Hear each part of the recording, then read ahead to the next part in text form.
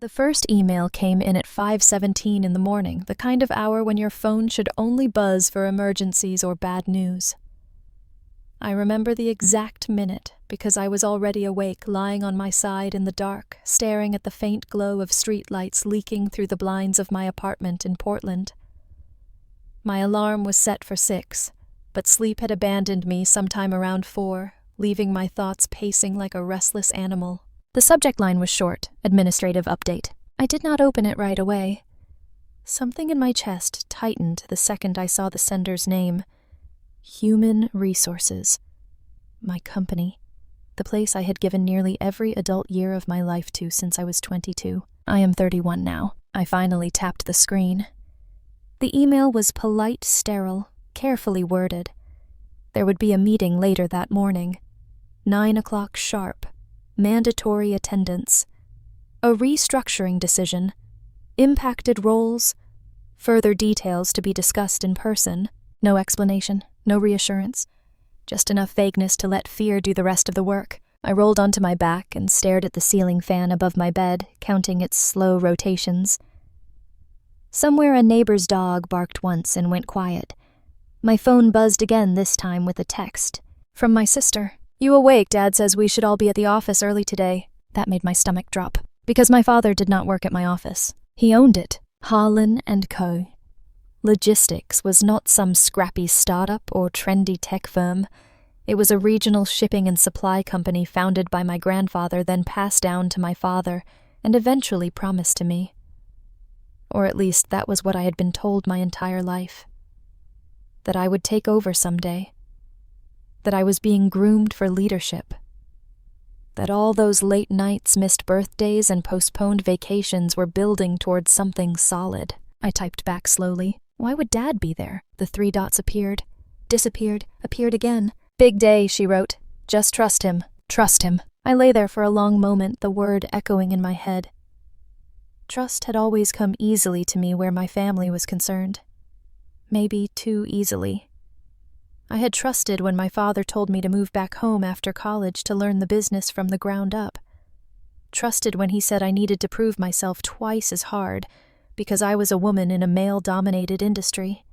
Trusted when he insisted that my younger brother Evan needed more time to find himself while I picked up his slack without complaint. I showered, dressed, and drove to the office through a gray, damp morning that felt heavier than usual. The parking lot was already half full when I arrived, which was strange. Our office did not normally stir to life until closer to 8:30. I parked and sat in my car for a moment, hands resting on the steering wheel, watching people walk in clusters toward the building. Some whispered, some avoided eye contact. Something was wrong. Inside, the air felt tight. Conversations stopped when I passed. The receptionist who had hugged me at the company holiday party just 2 weeks earlier would not meet my eyes. I spotted my sister Lila near the conference room, her arms crossed her mouth, set in a thin line. Evan stood beside her, scrolling on his phone like nothing in the world concerned him. My father emerged from the conference room a moment later. He looked composed, calm, almost cheerful. There was a time when seeing him used to ground me, when his presence felt like stability itself. That morning, it felt like standing on the edge of something unstable, something already cracking beneath my feet. "Morning, Mara," he said, using the nickname only my family ever used. "Go ahead and grab a seat. We'll start soon." I searched his face for some hint, some signal that this was all a misunderstanding. He gave me nothing. At 9 o'clock exactly, the door closed. Human Resources spoke first. Then my father. Words like optimization, leadership alignment, and future growth floated through the room, detached from reality. I heard my name when he finally said it, spoken carefully, almost regretfully. My role was being eliminated. Not the department, not the responsibilities, just me. They explained it as a structural change. My duties would be absorbed by a newly created position, a director of operations. My brother Evan. The room tilted. I felt the blood drain from my face, a rushing sound filling my ears. I looked at Evan, waiting for him to look embarrassed, surprised, anything. He did not. He sat back in his chair, arms loose expression, smugly neutral, as if this had been decided long ago. My father avoided my eyes. There it was. The moment everything shifted, I did not cry. I did not raise my voice. I asked questions. Calm ones. Logical ones. Questions about severance, about timing, about why this decision was made without any discussion. Each answer was smoother than the last, practiced, polished, rehearsed. By the time the meeting ended, I understood the truth with a clarity that hurt more than confusion ever could. This was not about performance. It was about inheritance. It was about control. It was about my father deciding that I was easier to remove than to defend, that my brother was easier to promote than to challenge, that keeping the peace at family dinners mattered more than honoring the promises he had made me in private. As people filed out, my sister brushed past me without a word. Evan clapped my father on the shoulder, grinning, already talking about plans, about changes he wanted to make, about bringing his fiancée into the company as a consultant. I stayed seated until the room emptied. Then I stood slowly, feeling something cold and steady settle into my bones. They thought this was the end of my story. They were wrong. What they did not know, what none of them could see yet, was that in removing me from the company, they had finally freed me from the illusion that loyalty would ever protect me here. And once you stop protecting people who would not protect you, you start seeing very clearly where the real leverage lies. I picked up my bag, walked out of the building that had defined my adult life, and made myself a quiet promise as the door closed behind me. They had taken my job. I would take back the truth. And I would do it in a way none of them would see coming. I did not go home after they walked me out. That would have been too easy, too quiet, too full of familiar walls that would echo my shock back at me until it turned into something useless like despair. Instead, I drove. No destination at first. Just movement. Rain streaked across my windshield in uneven lines as traffic crawled along the river road. My phone buzzed twice in the cup holder. I did not look. I already knew who it would be.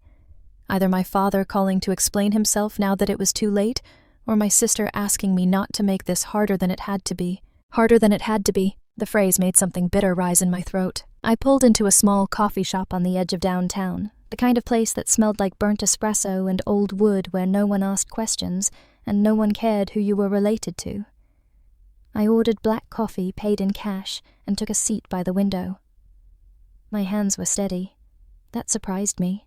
I kept expecting the collapse to come, the sobbing, the panic, the moment where my chest would cave in and I would have to excuse myself to a bathroom stall and breathe through it. It did not happen. Instead, there was a strange clarity, sharp and quiet, like the moment after you finally accept that something you have been fighting to save is already gone. I replayed the meeting in my head, not emotionally, but analytically. Every word, every look, the order of events, the timing. This had not been decided overnight. The job description for Evan's new role had been too polished, the talking points too clean, human resources too prepared. My termination letter already printed, already signed. Someone had planned this weeks ago, maybe months. I took a slow sip of coffee and let myself ask the question I had avoided all morning. Why now? The answer did not take long to surface. Thanksgiving. That was when it shifted. We had all been at my parents' house, gathered around the long dining table my mother had refinished herself years before she died.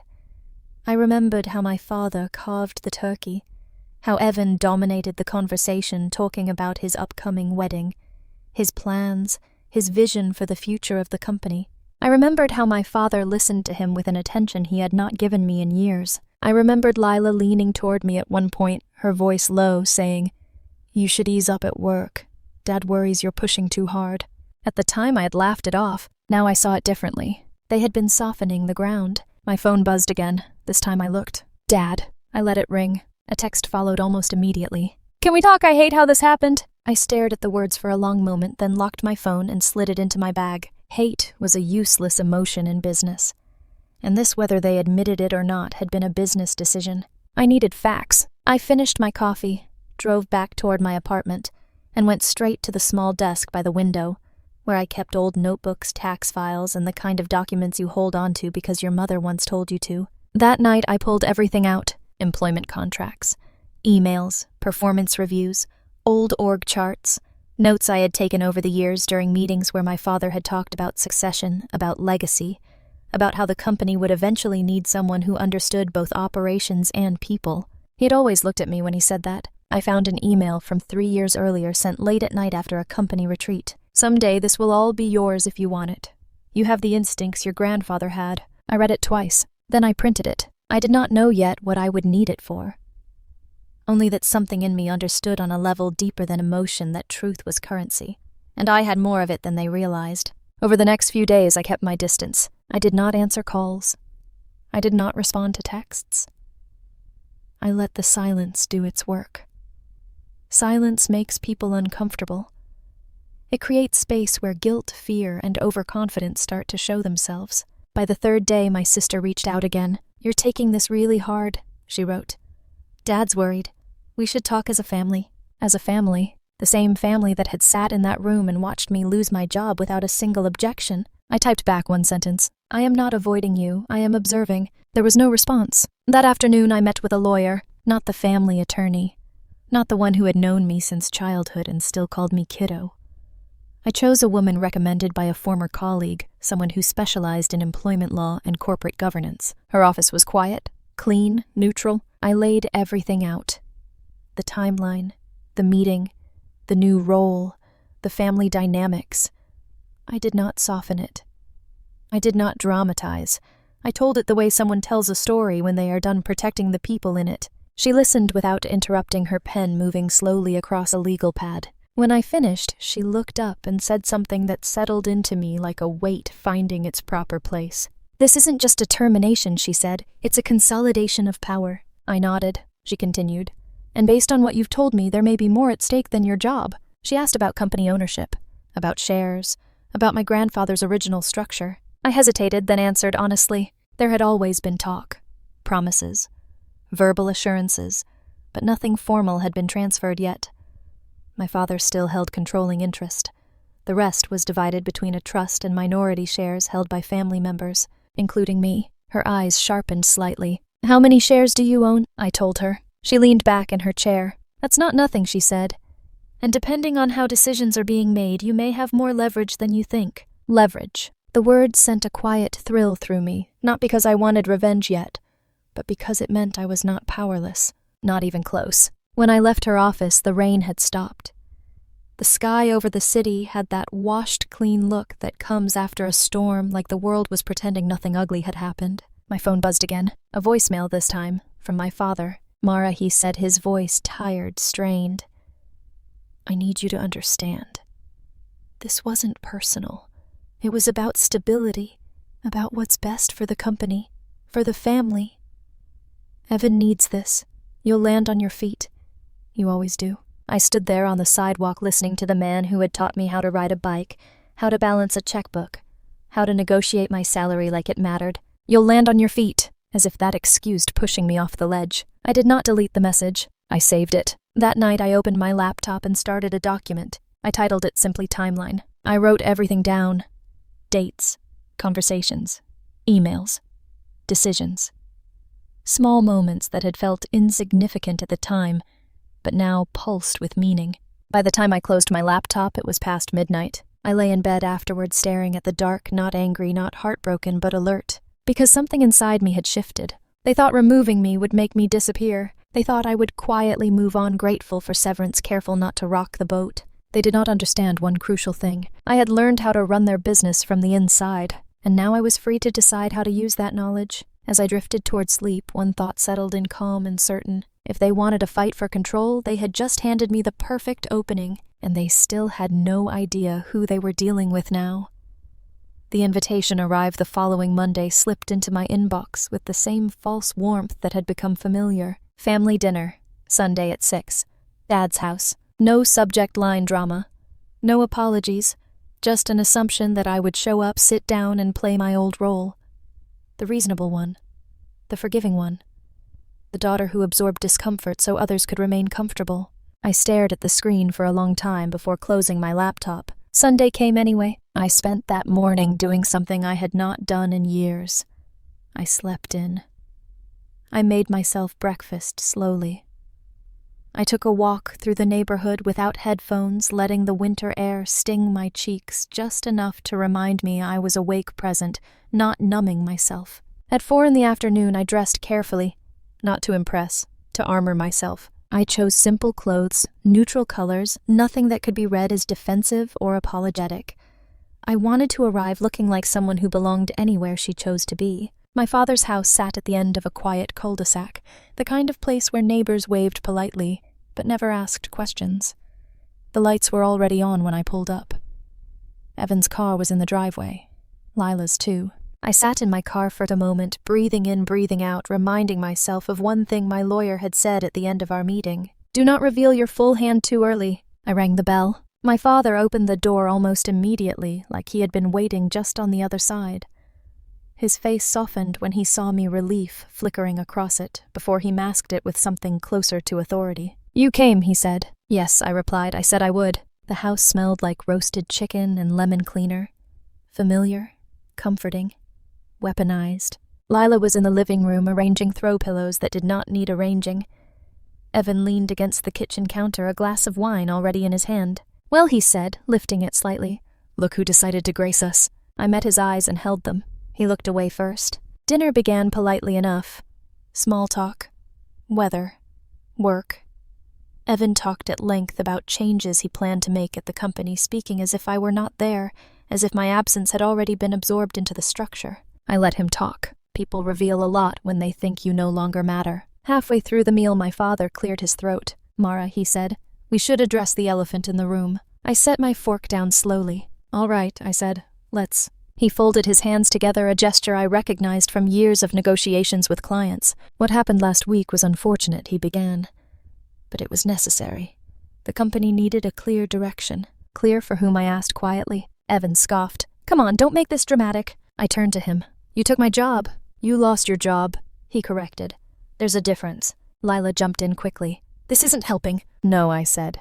But honesty might. The table went quiet. I took a breath. I want to understand when this decision was made. My father hesitated. Just a fraction too long. We'd been discussing restructuring for a while, he said. How long I pressed? Since late fall, he admitted. Thanksgiving. There it was. And when did you decide Evan would take over my responsibilities? Another pause. Shortly after, he said. I nodded, as if confirming something I already knew. So I said calmly, you discussed removing me from the company before you ever discussed it with me. That's not fair, Layla said sharply. It's accurate, I replied. Evan leaned forward. You're acting like this was some kind of betrayal. It's business. Then let's talk business, I said, meeting his gaze again. What qualifications did you use to justify the transition? He blinked. What? Experience. I continued. Performance metrics, revenue growth, operational improvements. I'd love to hear which ones you used. My father shifted in his chair. Mara, he said, his tone warning now. This isn't a board meeting. No, I agreed. It's a family dinner. Which makes it even more concerning that you made a board-level decision behind my back. Evan laughed short and sharp. You always did love the sound of your own arguments. I smiled slightly.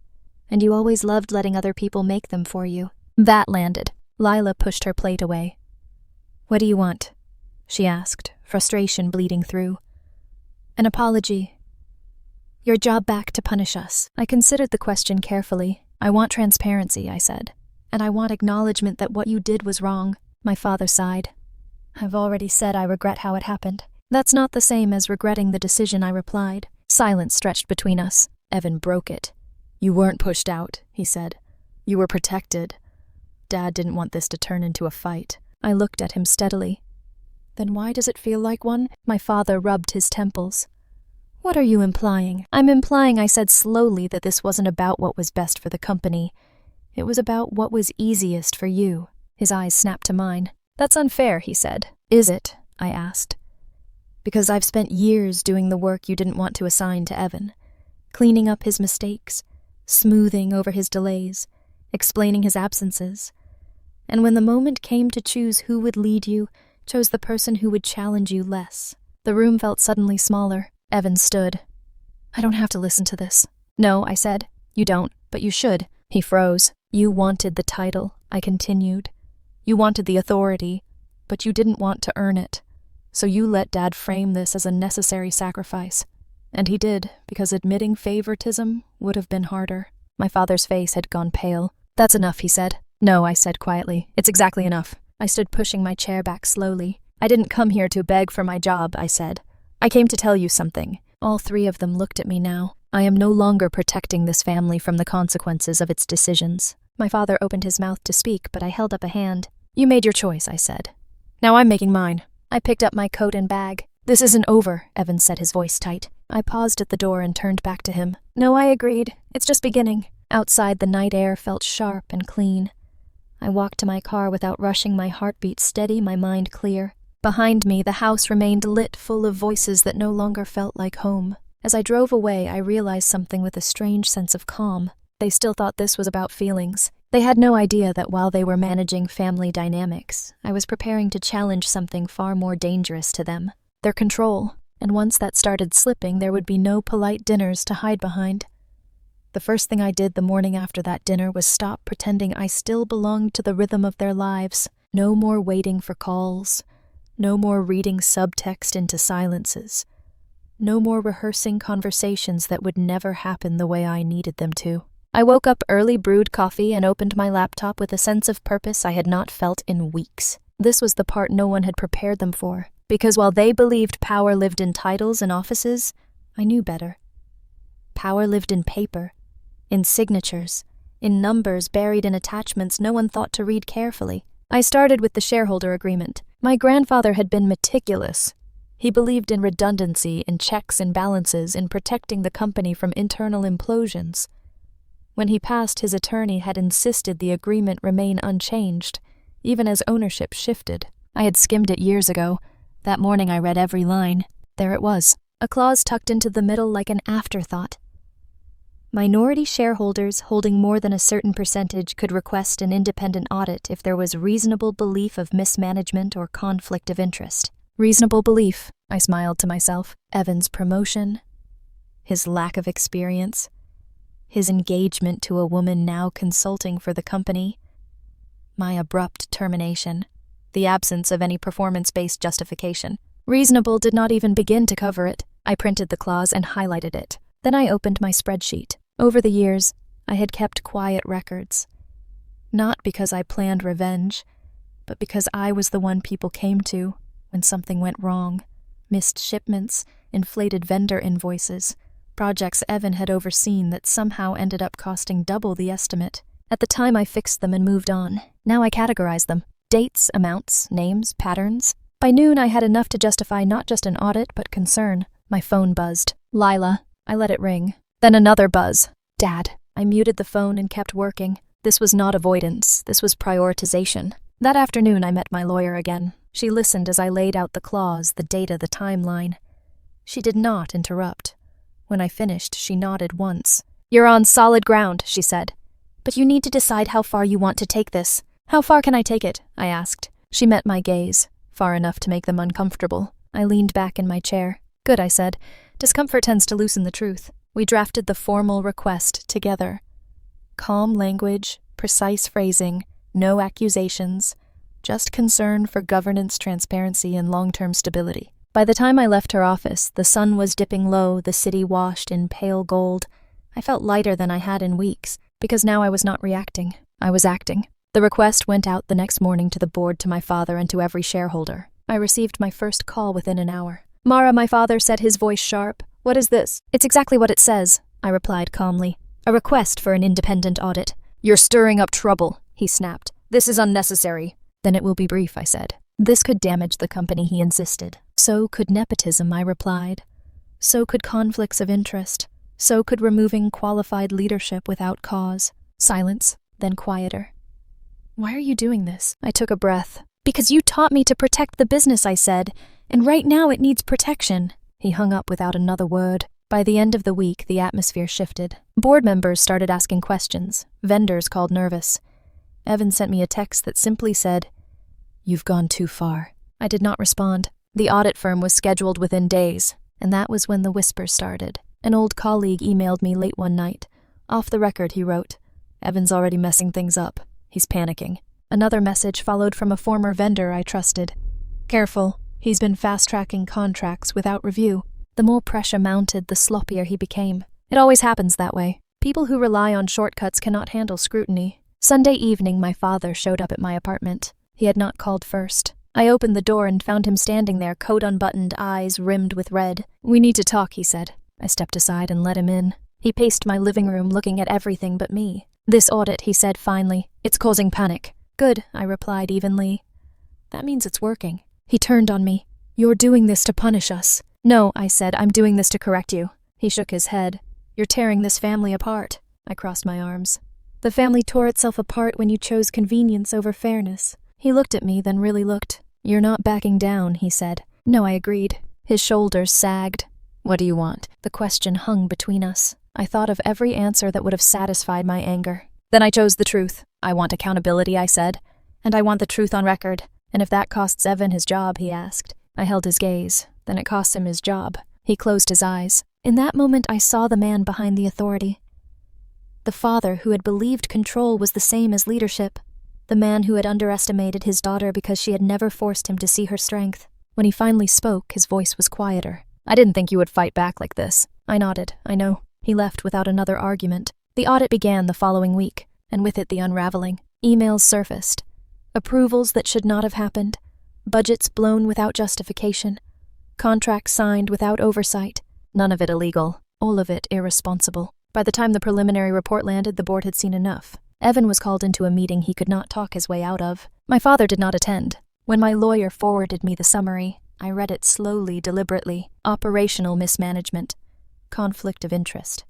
Leadership concerns. No mention of me. That was the point. This was not personal revenge. This was structural correction. That night I sat alone on my couch, the city quiet outside my window, and felt something unexpected. Not triumph. Relief. Because the truth once documented has a way of standing on its own, and now that it had the real consequences were just beginning. They had taken my job to silence me. Instead, they had given me the space to dismantle everything they had built on assumptions. And next, I would decide what came after the fall. The call came on a Tuesday afternoon while I was standing in line at the grocery store, staring blankly at a rack of magazines I had no intention of buying. Unknown number, I answered anyway. Mara, the voice said. Not my father's, not Evan's. Older, measured. This is Richard Hale. I sit on the board. I stepped out of line and pushed through the glass doors, the automatic whoosh sounding louder than it should have. Yes, I said.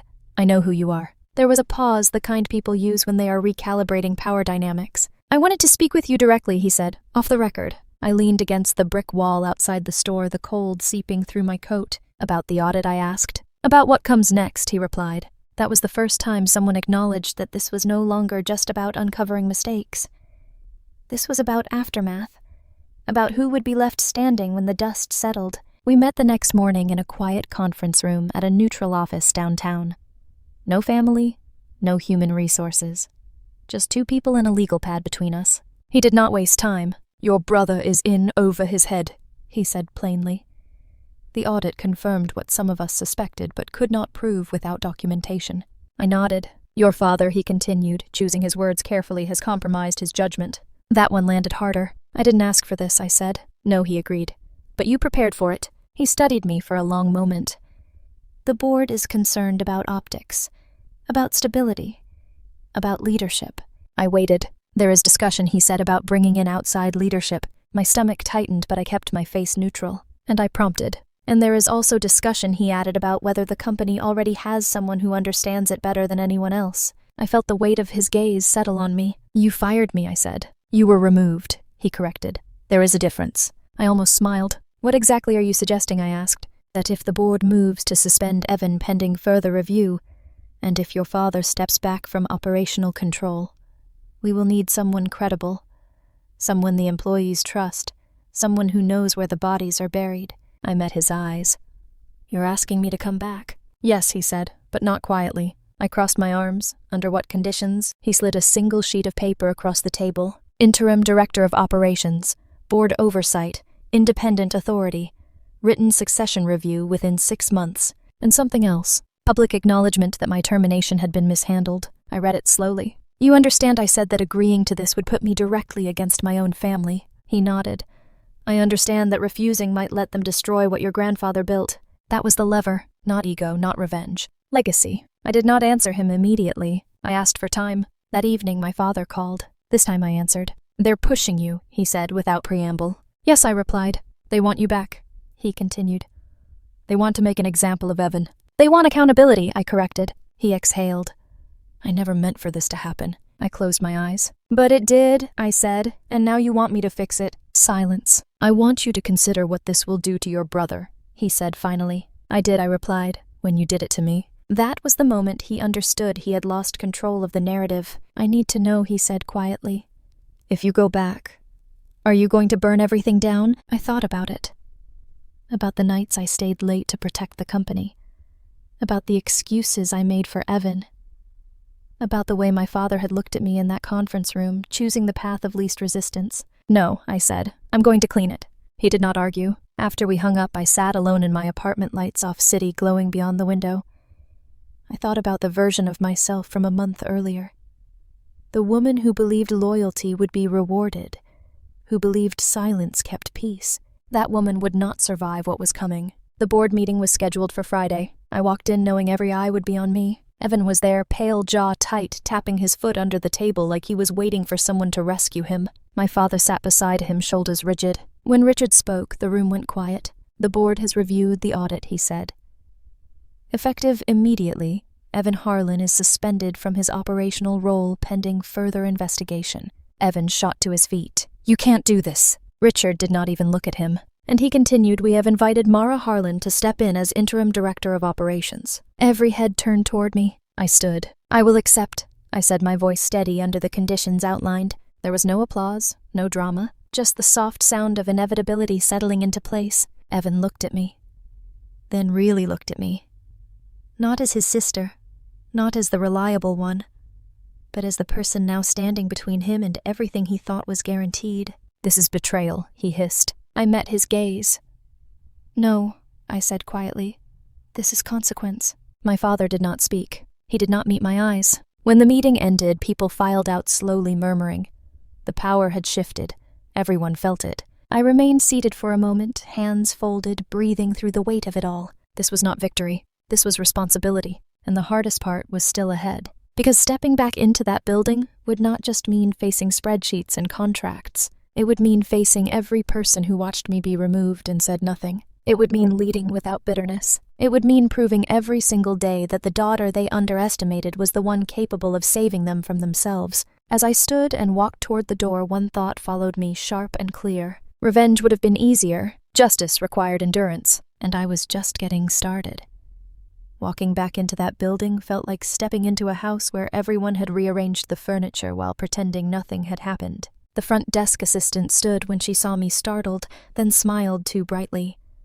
A few employees looked up from their screens, eyes widening just enough to register surprise before snapping back down. Whispers followed me down the hallway, like static. Interim Director of Operations. The title sat heavy on my shoulders. Not because I doubted I could do the job, but because I knew exactly how many people had assumed I would never hold it. My office was the same one I had left, except someone had tried to soften it. New plant. New lamp. A framed motivational quote on the wall that I promptly turned face down. I closed the door and stood there for a moment, breathing. This was not a victory lap. This was a reckoning. I started with the numbers. No speeches, no grand announcements, just work. Within the first hour, I found 3 contracts Evan had rushed through without proper review. Within the second, I flagged 2 vendor payments that should have raised alarms months ago. By lunch, I had already scheduled meetings with department heads who had been quietly drowning under impossible timelines and inconsistent leadership. By the end of the day, the narrative had shifted. People were not whispering anymore. They were watching. At 4:30, my father appeared in my doorway. He looked out of place, like a man visiting a country where he no longer spoke the language. His suit was immaculate, but his posture was off. Shoulders pulled in, hands clasped too tightly in front of him. "Do you have a minute?" he asked. I nodded once and gestured to the chair across from my desk. He sat slowly. "I won't stay long," he said. "I know you're busy." "Yes," I replied. "I am." He winced but pressed on. "I wanted to say, I see what you're doing." I did not respond. He took a breath. "The staff, the way they're responding to you, it's obvious they trust you." "That didn't stop you from removing me," I said evenly. "No," he admitted. "It didn't." Silence stretched between us. I thought he said finally that keeping the company in the family meant avoiding conflict. I looked at him then. "Keeping the company in the family means choosing competence over comfort." He nodded, eyes downcast. "I made a mistake," he said. "More than one." "I know," I replied. He stood, hesitated, then said something that surprised me. "I won't interfere." he said. Not this time. When he left, the door closed softly behind him, but the weight of his presence lingered. The next challenge came faster than I expected. Evan. He sent an email that night, not to me directly, but to the entire senior leadership team. It was polished, emotional, carefully worded to paint himself as a victim of internal politics. He implied that the audit had been weaponized, that his suspension was reactionary, that he had been sabotaged by someone with a personal agenda. Me, I read it once, then again. Then I forwarded it to my lawyer. The next morning I called a leadership meeting. Everyone showed up early. I stood at the head of the table, hands resting lightly on the wood, and looked around at the faces that had once turned away when I needed them most. I want to address the email that went out last night, I said calmly. No one spoke. This company will not operate on rumor or manipulation, I continued. If there are concerns about governance, they will be addressed through formal channels, not emotional appeals. I paused. And if anyone here feels torn between loyalty and integrity, let me be clear. Integrity is non-negotiable. Something shifted in the room. People straightened, took notes, met my eyes. After the meeting, 2 department heads stayed behind. One of them, a woman who had been with the company nearly as long as I had, spoke first. Thank you, she said quietly, for saying that. For what I asked. For not pretending this is normal, she replied. For not asking us to choose sides quietly. The other nodded. We've been waiting for someone to call it what it is. That was when I understood something important. This was bigger than my family. This was about culture. Evan had relied on silence, on the assumption that no one would challenge him if he spoke loudly enough, confidently enough. He was wrong. By the end of the week, the board finalized his suspension. No dramatics, no ceremony, just consequences. My father did not argue. That alone told me how deeply the illusion had cracked. On Friday evening, I stayed late walking the halls after most people had gone home. The lights hummed softly. The building felt different, less tense, less brittle. I stood by the window in my office looking out at the city and allowed myself one honest moment. I was tired, not the physical kind, the kind that comes from carrying truth into places that have been built on avoidance. But beneath the exhaustion was something steadier, resolve, because this was not just about reclaiming what had been taken from me. This was about proving that fairness did not require cruelty, that justice did not require revenge, that leadership could be firm without being vindictive. That night my phone buzzed. A message from Evan. You think you've won. You haven't. This isn't over. I stared at it for a long moment. Then I typed back. You're right. It isn't over. But it's no longer yours to control. I put the phone down and turned off the light in my office. As I locked the door behind me, one truth settled fully into place. The hardest part of revenge is not the confrontation. It is the discipline to build something better in the space where betrayal once stood, and I was ready for what came next. The rumor reached me before the paperwork did. That was how these things always happened. Power never announced itself cleanly. It seeped through side channels, through hushed conversations in hallways and late-night texts from people who suddenly felt brave enough to speak. Evan had hired a lawyer, not just any lawyer, a corporate litigator known for one thing above all else: delay. The kind of man who turned accountability into attrition, who buried opponents under motions and procedural fog until they ran out of money, patience, or will. I learned this from a quiet knock on my office door just after lunch. It was Janet from finance. She closed the door behind her carefully, as if sound itself might be listening. He's been calling people, she said softly, asking questions, framing things his way. I nodded. Thank you for telling me. She hesitated. He's telling them you planned this, that you orchestrated everything to humiliate him. I met her eyes. Do you believe that? She shook her head. No, but some people want to. That was the danger, not lies. Lies were easy to dismantle. It was willingness. People who wanted to believe him because it was more comfortable than facing what they had enabled. That afternoon the official notice arrived, a formal demand for reinstatement, allegations of wrongful suspension, claims of familial bias and retaliatory action. It was polished, aggressive, designed to intimidate. I read it twice. Then I forwarded it to my lawyer and closed the document. This was not a surprise. Evan had always been like this. When charm failed, he escalated. When escalation failed, he played the victim. What he did not understand was that every move he made now only deepened the record. By the next morning, the board convened an emergency call. I joined from my office, coffee cooling untouched beside me. Richard spoke first. Evan's legal team is pushing for immediate reversal, he said. They're claiming the audit was compromised. I leaned forward slightly. On what grounds? They're alleging influence, he said carefully. From you. I almost laughed. Everything I've done has been documented, reviewed, and approved by the board, I said. If they want discovery, I welcome it. Silence. Then one of the older board members cleared his throat. That's the thing he said. They're not pushing for truth. They're pushing for time. Exactly. And time, I said calmly, is something we control. The call ended with a unanimous decision. The suspension would stand. All communication would go through council. No concessions. When I hung up, I exhaled slowly, feeling the weight of it press down and then ease. This was no longer a family dispute. This was a power struggle, and Evan was losing because he could not stop making it personal. That night I did not go home. I drove to the warehouse on the outskirts of the city, the one my grandfather had helped build decades earlier. It was quiet after hours, forklifts parked in neat rows, the air smelling faintly of oil and cardboard. I walked the floor slowly, listening to the echo of my footsteps. This was the part of the company Evan had never understood. Not the spreadsheets or contracts, but the people. The rhythm, the unglamorous work that actually moved the world. I stopped by the break room and sat at one of the old plastic tables, memories surfacing unbidden. My grandfather teaching me how to read a shipping manifest. My mother bringing sandwiches for the night shift when I was a kid. My father once long ago laughing with driver's sleeves, rolled up hands dirty. Before things got complicated, my phone buzzed. A message from Lila. We need to talk. Not about the company. About us. I stared at the screen. Lila had stayed quiet since the audit.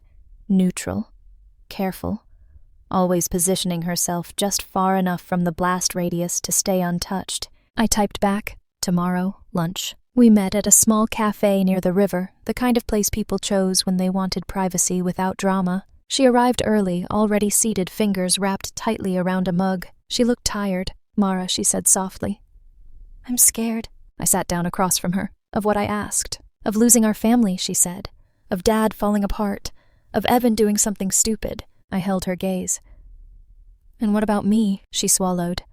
I didn't think it would go this far. That doesn't answer my question. She looked away. I didn't think you'd fight, she admitted. I thought you'd leave. Find something else. Like you always do when things get messy. That hurt more than I expected. So you stayed quiet because you assumed I'd disappear, I said. She flinched. I stayed quiet because I didn't know how to stand up to Dad. I leaned back in my chair. That's the difference between us, I said gently. I learned how. She nodded slowly, tears brimming. I don't know where I fit now, she said. I considered her carefully. You don't have to pick sides, I said. But you do have to pick values. She nodded again, wiping her eyes. Before we parted, she reached across the table and squeezed my hand. Just don't become him, she said. I understood what she meant. Do not let this turn me into someone who confused winning with worth. Back at the office the next day, the pressure intensified. Journalists called. Employees whispered. Evan's lawyer filed motions designed to flood the system. And through it all, I stayed visible, present, unflinching. I answered questions with facts. I refused to speculate. I documented everything. By Friday, the narrative had shifted again. The board issued a statement reaffirming confidence in interim leadership. The employees breathed easier. And Evan made his biggest mistake yet. He leaked a private email thread, one he believed made him look victimized. What it actually revealed was intent, pressure, assumptions, entitlement, and his belief that I would never push back hard enough to matter. The backlash was immediate. By Monday morning, his legal team requested a settlement discussion. I did not attend. I let the board handle it, because this was no longer about revenge. It was about letting someone face the natural consequences of underestimating the wrong person. As I stood by my office window that evening, city lights flickering on one by one, I felt the shift complete. Evan was no longer fighting me. He was fighting the truth, and the truth does not get tired. It waits, and then it wins. The first thing that broke was Evan's confidence. Not publicly. Not yet. That would come later. What broke first was the way he stopped speaking in certainties. The board's settlement discussions dragged on for days, then weeks, stretching longer than anyone expected. That was intentional. Evan's legal team wanted speed. We wanted sunlight. The longer the process took, the more emails surfaced, the more people remembered conversations they had once dismissed, the more patterns revealed themselves. I did not sit in those meetings, but I read every summary. Every line mattered. Every phrase carried weight. What Evan wanted was simple. Reinstatement. A quiet exit later. A severance package generous enough to cushion his pride. What the board wanted was containment. What I wanted was accountability without spectacle. Those goals did not align. One morning, Richard called me into his office. He looked older than usual, the lines around his eyes deeper. "He's unraveling," he said plainly. I did not respond. "He keeps insisting this is personal," Richard continued. "That you orchestrated this because you couldn't handle being sidelined." I folded my hands. If this were personal, I would have handled it very differently. Richard studied me for a moment. "You know," he said slowly, "your grandfather warned us about this." I looked up. He said that someday one of his children or grandchildren would mistake entitlement for leadership, Richard said, and that when that day came, the company would need someone who could choose restraint over ego. I felt something tighten in my chest. "He thought that person would be your father," Richard added. Turns out he was wrong. The word stayed with me long after I left his office. That afternoon something else surfaced. An anonymous report. It came through the internal ethics channel flagged urgent. I opened it, expecting something procedural. Instead, I found a detailed account of Evan pressuring a junior manager months earlier to alter a shipping timeline report before it went to the board. The manager had refused. Evan had laughed it off, told him not to be so rigid, told him everyone did it. Everyone did not. The report included dates, witnesses, screenshots. This was no longer about mismanagement. This was about integrity. The board acted quickly. Evan's suspension was converted into termination pending final review. No settlement, no quiet exit. When the official notice went out internally, the building went silent. I watched people read it at their desks. Saw the tension drain from shoulders that had been hunched for months. Saw relief flicker across faces that had learned to stay neutral for survival. That night my father called. I did not answer. He left a voicemail. "I didn't know," he said. I swear I didn't know it had gone that far. I believed him. That did not change anything. The next time we spoke was not about the company. It was about inheritance. He asked me to come by the house. I almost declined. Almost. The living room looked the same. Same furniture. Same framed photos on the mantel. But the energy had shifted. The house felt emptier, quieter, like it was holding its breath. He did not offer me a drink. "I need to make changes," he said, sitting across from me. "Legal ones." I waited. "I've been reviewing the trust," he continued. "The way it's structured. It doesn't reflect reality anymore." I knew what he meant. Evan had been the assumed heir, the default successor, the son. "I won't pretend I handled things well," he said. "But I don't want to repeat the same mistake." I studied him carefully. "And what exactly are you proposing?" I asked. He slid a folder across the coffee table. "Updated documents, revised allocations, clear language. The company's shares would remain divided, but voting power would be redistributed." Safeguards added. No single family member would ever again be able to consolidate control without board approval. This was not a gift. It was an admission. "I'm not asking you to forgive me," he said.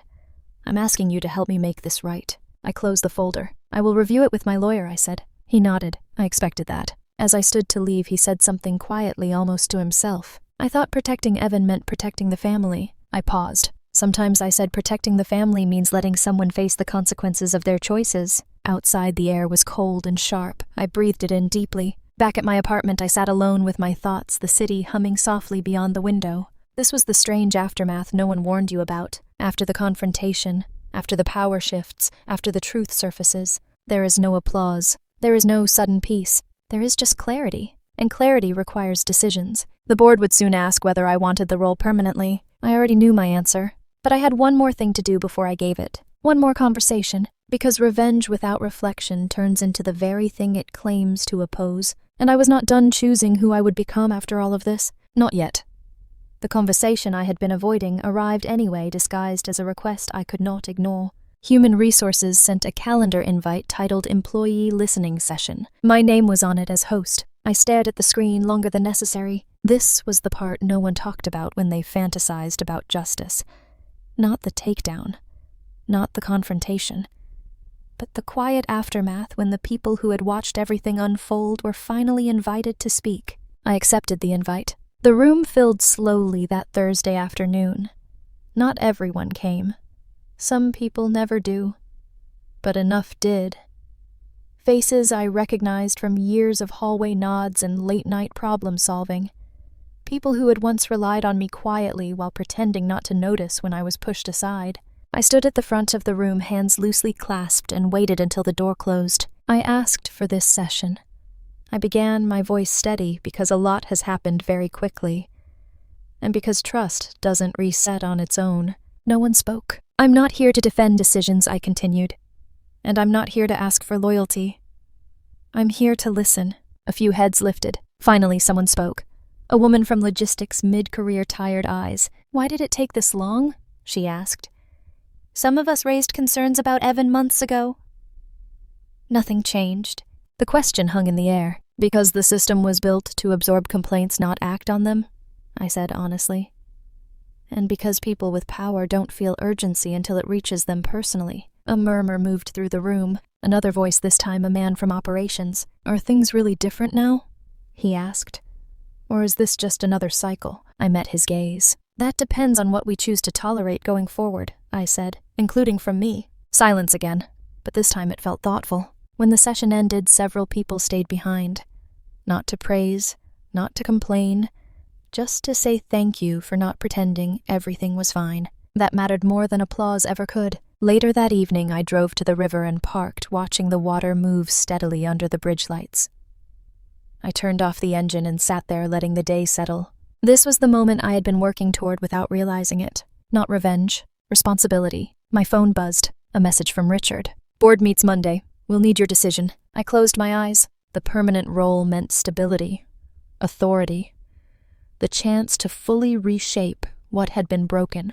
It also meant staying embedded in a family legacy that had already cost me years of self-erasure. I needed perspective. That weekend, I did something impulsive. I drove out of town. No itinerary, no meetings, just distance. I ended up at a small coastal town 3 hours away, checked into a modest hotel, and spent 2 days walking along the shore, letting the sound of the ocean drown out everything else. On the second morning, sitting alone with coffee gone cold in my hands, I understood something with sudden clarity. I did not need to stay to prove anything. I had already proven it. The company was stabilizing. The board was alert. Safeguards were in place. What they wanted now was certainty. What I wanted was freedom. I drove back Sunday evening, my decision settled. Monday morning, the boardroom was full. Richard spoke first, outlining the formal offer. Permanent Director of Operations. Expanded authority. Competitive compensation. When he finished, he looked at me expectantly. I stood. I'm honored by the offer, I said. And proud of what we've accomplished together. I paused, but I won't be accepting the permanent role. The room went still. I will complete my interim term, I continued. Ensure a smooth transition, and help identify a leader who aligns with the values we've set. After that, I will step away. My father looked up sharply. Richard frowned slightly. May I ask why? Yes, I said.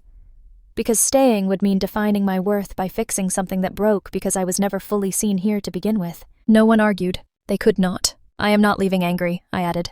I'm leaving whole. The meeting ended quietly. Afterward, my father caught up with me in the hallway. You don't owe us this, he said softly. I know, I replied. That's why it matters. We stood there for a moment, two people who shared blood and history and a complicated grief neither of us had fully named. I'm proud of you, he said. I believed him this time. The weeks that followed moved quickly. I documented processes, mentored the incoming executive, closed loops that had been left open for too long. On my final day, I packed my office slowly. No dramatic goodbyes, just nods, handshakes, a few quiet hugs. As I walked out of the building for the last time, I felt lighter than I had in years. They had once taken my job to diminish me. Now I was leaving by choice. That was the difference. Driving away, I smiled to myself. The story everyone expected was about revenge. The real story was about reclamation, and I was ready for the final chapter. The first morning after my final day, I woke up without an alarm. Sunlight slipped through the blinds in thin, uneven stripes, landing on the far wall of my bedroom. For a few seconds, I lay there disoriented, waiting for the familiar jolt of urgency, the mental checklist, the quiet dread of emails piling up. None of it came. Instead, there was a strange, expansive silence. I sat up slowly, letting it stretch. This was what freedom felt like. Not relief, exactly, not joy in the cinematic sense. Just space. Space to breathe without anticipating someone else's expectations. By mid-morning, my phone buzzed. A message from Richard. Board approved the new appointment. Smooth transition. Thank you for everything. I smiled faintly and set the phone down. That chapter was closed. The next call came from someone else entirely. My former colleague, Jenna, the one who had left the company 2 years earlier, after being passed over for a promotion Evan had wanted for himself. I heard what happened, she said, all of it. News traveled fast in our industry. I'm starting something, she continued. Consulting. Compliance. Governance. Helping mid-size companies fix exactly the kind of mess you just walked away from. I leaned back against the kitchen counter. And you want me involved, I said. I want you leading it, she replied. You already do the work. You just did it for free. I laughed softly. We met later that week, then again the week after. Conversations turned into outlines. Outlines into plans, plans into something real. This time everything was explicit. Roles, authority, boundaries, no family ties, no unspoken expectations, just clarity. While my future took shape, my past continued rearranging itself. Evan did not disappear quietly. His termination had followed him. Interviews fell through. References dried up. The same charm that had once opened doors now raised eyebrows. One afternoon he showed up at my apartment. Unannounced, I did not invite him in. He stood in the hallway, hands shoved into his coat pockets, eyes sharp with resentment, and something else underneath. Fear, maybe. You didn't have to do all that he said. I crossed my arms. Yes, I did. You ruined me, he snapped. I held his gaze. No, I said calmly. I stopped covering for you. The words landed hard. You could have walked away, he said. You chose to burn everything down. I shook my head. You burned it. I just refused to stand in the smoke. For a moment, he looked like he might say something else, something honest. Instead, he scoffed and turned away. That was the last time I saw him. My father called later that night. I heard Evan came by, he said. Yes, I replied. I'm sorry, he said quietly. For both of you. I believed that too. Time moved differently after that. Days filled with planning sessions, contracts, and the careful construction of something new. I found myself energized in a way I had not been in years. Not because I was proving anything, but because I was building on my own terms. The consulting firm launched quietly. No press releases, no fanfare, just work. Our first client was the family-owned manufacturing company on the brink of collapse. Nepotism, favoritism, no accountability. I listened, I documented.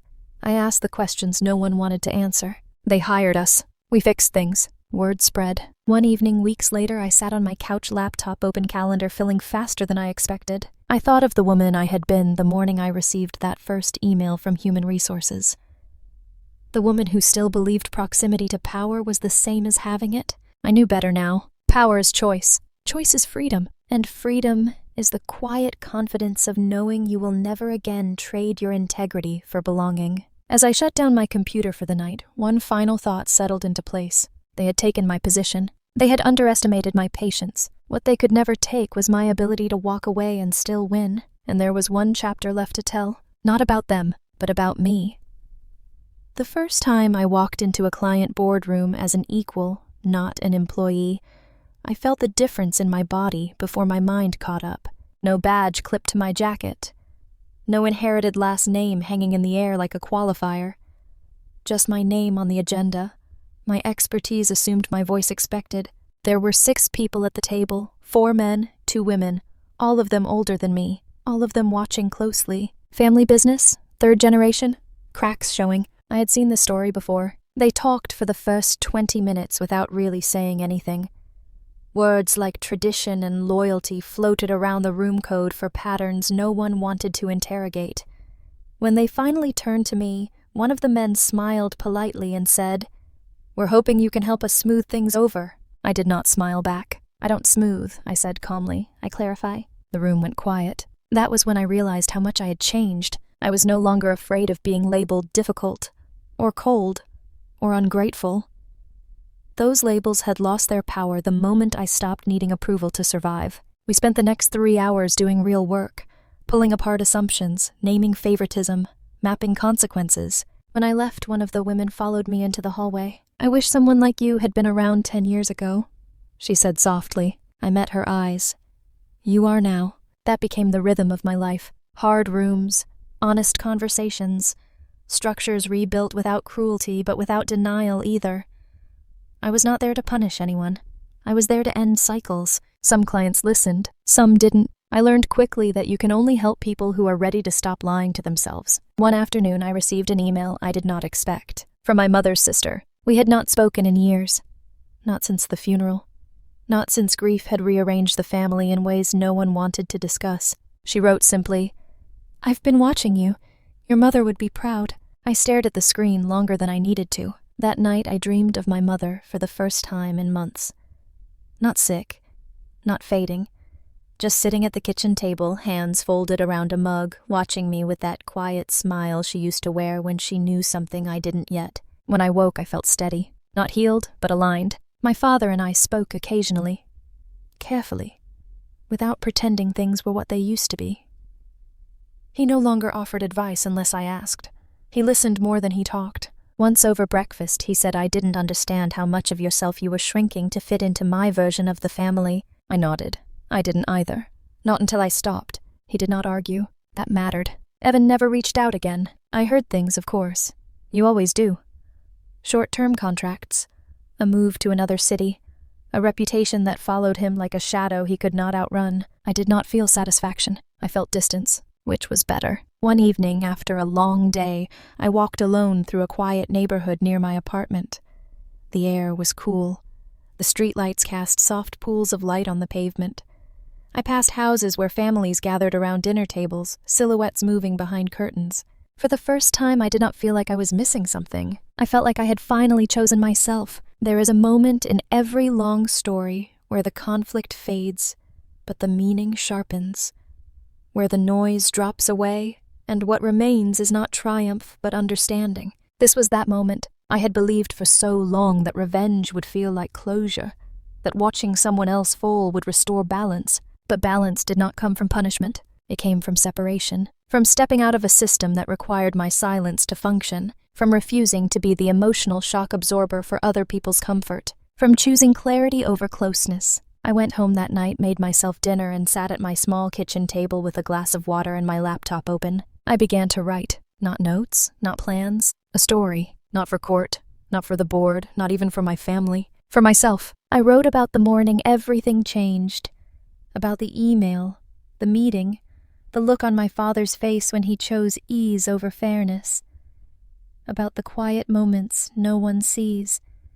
The ones where you decide again and again not to abandon yourself.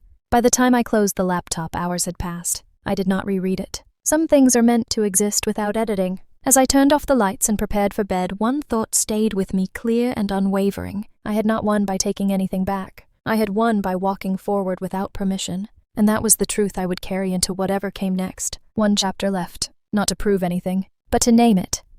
The last truth did not arrive with drama. It came quietly the way real things often do. On an ordinary Tuesday morning, I sat at my kitchen table with a cup of coffee gone lukewarm, the city waking up outside my window. My calendar was full. Client calls, a draft proposal due by the end of the week, a lunch scheduled with Jenna to discuss hiring our first full-time analyst. A good life, a grounded one. My phone buzzed. A text from my father. I'm cleaning out the attic. I found some of your mother's old journals. I think they belong with you. I stared at the message longer than necessary. When I arrived at the house that afternoon, the door was already open. My father stood in the hallway holding a small cardboard box, its edges softened with age. He looked tentative, like he wasn't sure he had the right to be offering me anything anymore. These were tucked behind the winter coats, he said. I didn't read them. I believed him. I took the box without opening it. Thank you, I said. We stood there awkwardly, two people who shared history but no longer pretended that history made things simple. I'm glad you're doing well, he said. I should have said that sooner. Yes, I replied gently. You should have. There was no anger in it now, just truth. At home, I opened the box slowly. Inside were 3 journals, worn covers, my mother's handwriting on the inside of the first page of each. Dates, notes to herself, lists, thoughts written late at night by someone trying to make sense of a life she knew she would not finish living. I did not read them all at once. I read a few pages at a time over the next several days, letting the words settle, letting myself feel whatever came up without rushing to resolve it. In one entry written years before she died, she described watching me at the kitchen table buried in homework, determined and quiet. She wrote, I worry she thinks love has to be earned by being useful. The sentence sat heavy in my chest. In another entry she wrote about my father and Evan, about how she hoped the two of them would one day see me clearly, not as the dependable one, not as the helper, but as my own person. I closed the journal and pressed my palm flat against the table. She had seen it, long before I had. That evening, I went for a walk without my phone. The sky was streaked with soft orange and gray. The air smelled like rain and pavement. As I walked, I thought about how many women I had met over the past months. Clients, colleagues, quiet confidants in hallways and over coffee. Women who had been told explicitly or not that their value came from holding things together, from smoothing conflict, from staying reasonable while others took more than they gave. Women who had learned to shrink so families and companies could pretend they were stable. I had been one of them, not anymore. When I got home, I opened my laptop and pulled up the document I had started weeks earlier. The story I had written for myself. I added one more page. I wrote about what revenge actually looked like when you stripped away the fantasy. Not fireworks. Not humiliation. Not watching someone else suffer. Revenge, real revenge, was refusing to be consumed by bitterness. It was refusing to let betrayal harden you into someone unrecognizable. It was building a life so aligned with your values that the people who tried to use you no longer had access to you at all. That was the payback. The tables did not turn because I flipped them. They turned because I stepped away and let gravity do its work. A week later, Jenna and I signed the lease on our first small office. Nothing flashy, just light-filled rooms and space to work honestly. On the door we put our name. Not a legacy name, not a family name, just ours. That night, I sat alone in the office after everyone else had left. The hum of the building quiet, the city lights glowing through the windows. I placed my mother's journals in the bottom drawer of my desk. Not hidden, just safe. I thought about the woman I had been at the beginning of this story. The one sitting in a parking lot staring at an email, believing the loss of a job meant the loss of herself. I wished I could tell her what I know now. That being excluded is sometimes the first sign you are no longer willing to be controlled. That betrayal often reveals where you were overinvested in people who did not deserve that access. That integrity will cost you comfort before it gives you peace, and that peace once earned is not fragile. It is unshakable. I turned off the lights and locked the door behind me, the key warm in my hand. As I walked into the night, I felt it clearly, fully. I had not reclaimed a title. I had reclaimed myself. If this story resonated with you, if you have ever been made to feel invisible in your own family, your workplace, or your life, know this. You are not too much. You are simply standing in the wrong room. Tell me in the comments what moment changed everything for you and where you are listening from. And if you want more stories like this, stories about justice, dignity, and the quiet power of choosing yourself, remember to like, subscribe, and stay with me. Because sometimes the strongest revenge is not what you take back. It is what you finally refuse to give away.